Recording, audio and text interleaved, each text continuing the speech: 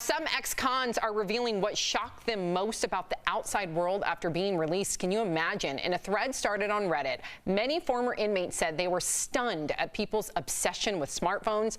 One user wrote about a man who was released after decades and couldn't handle walking through automatic glass sliding doors. Someone also said their uncle had never seen a touchscreen soda machine and spent at least an hour sampling different flavors at a fast food restaurant. Whoa, this reminds me of Encino Man. Do you remember Encino Man when yes, of course, Brendan Fraser comes out from the ice block and all of a sudden he's like, whoa, what is all this technology? That was a good reference. I like that. But what would surprise you? I think the phone thing, because it surprises me, and I'm living in this era, right? When I go out to eat, remember those days, the good old days? Aww. And I saw people like coming off a prom or going to their prom or a big event.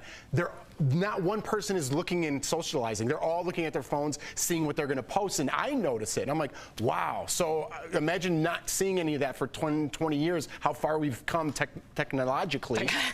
I got it. But yeah, it must be crazy. What about you, Al? What would surprise you if you were locked away from society for 10 to 20 years?